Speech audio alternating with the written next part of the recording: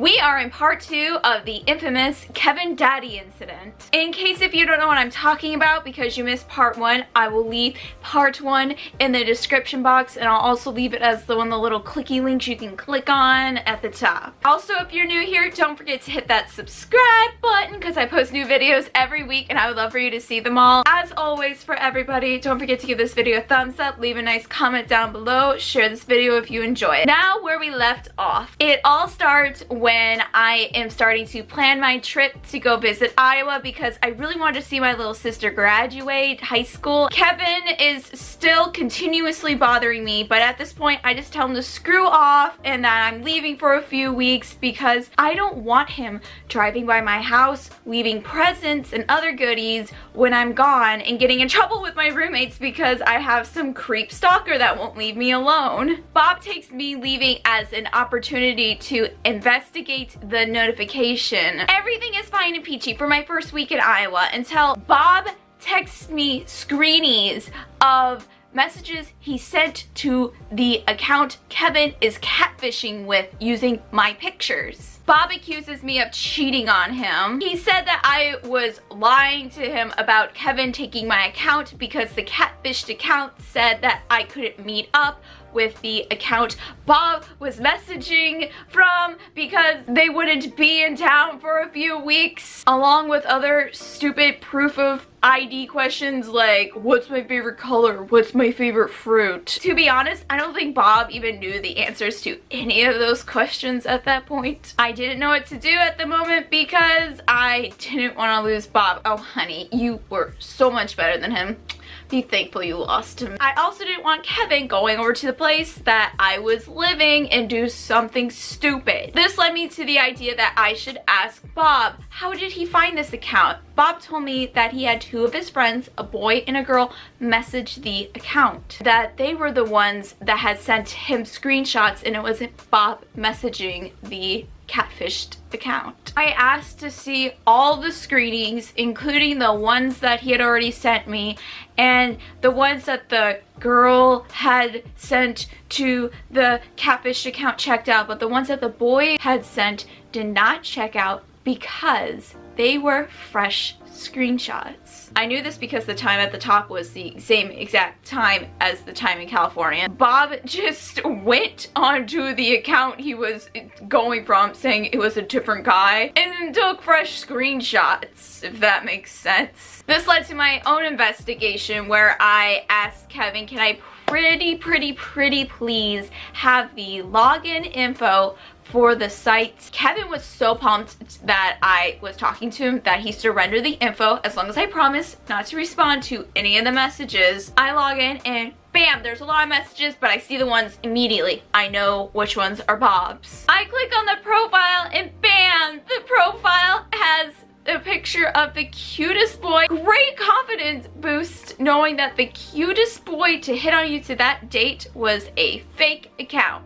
I scroll down and I read the bio, and this guy claims to be a dom looking for a slave to fulfill his kinky desires. I scroll down more to view his activity feed, and this is where things get really juicy. Bob is liking all these raunchy pics and leaving distasteful comments on these pictures, from nice tits, what's your Snapchat, to let's meet up. I noticed a large time gap from the beginning of the account to the now time of it being used, and there was no change in bio in between all of this time. I text Bob, I know that account is you. Why are you hitting up such raunchy women and leaving even more raunchy comments on their photos? Bob goes on and on about, oh, that isn't me, and I tell him that I know it's him. Bob changes his story to he had to make his account look more official and realistic, like he was a random user, by leaving those kind of comments, which is kind of pretty BS because for every woman that takes a nasty raunchy photo, there is a woman that takes a sweet innocent teehee fully clothed photo. I asked him why he was even on there in the first place back in 2013, and Bob said he was looking for friends. You wouldn't be saying that you are a dom looking for a kinky slave to fulfill your desires if you were just looking for friends. Dudes don't go on those kind of sites looking for friends. Maybe a submissive can become friends with another submissive, but doms claiming to be looking for slaves don't go onto those kind of sites looking for friends. Bob is just freaking out at this point and telling me that I need to listen to him because he knows what he's doing, blah blah blah blah, and it turns his whole trying to hook up with others argument against me. So I just stopped talking to Bob at this point because there's no point in trying to change the opinion of a wall. I just went onto the account that Kevin had taken over settings and straight up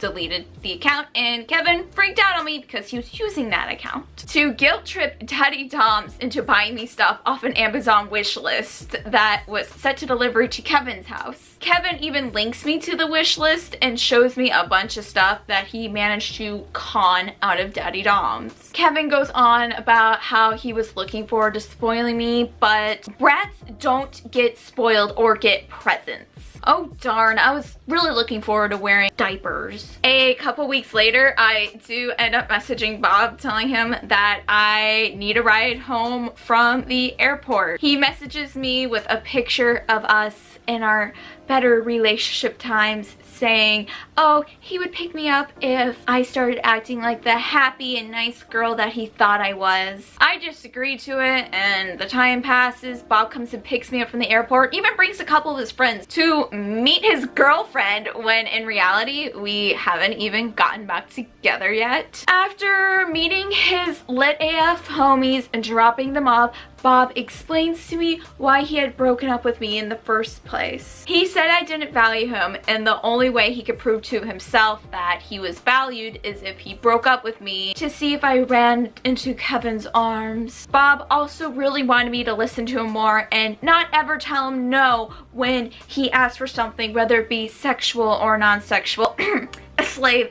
Most importantly, he wanted our anniversary to fall on a 14th to make our Valentine's Day all more romantic and magical. He couldn't wait the extra week originally because he thought I was gonna go run off with some other dude. By the way, Bob didn't even do anything magical for Valentine's Day. He got me a flower and a balloon, which was nice, but the only reason he did it was because his cousin told him so. He actually ended up working that night, which is understandable. He works at a restaurant, but he never did end up taking me on a magical romantic date to make up for it. So that is all for this video. Thank you so much for watching. If you enjoyed it, don't forget to give this video a thumbs up, subscribe to my channel, leave a comment down below. Have you ever had a crazy daddy dom stalker? Have you ever had a crazy stalker in general? Leave your stories. Tell me what's up down below. Don't forget to share this video, as it does help me out bunches. And thank you so much for watching. I hope to see you again here at my channel real soon. Bye!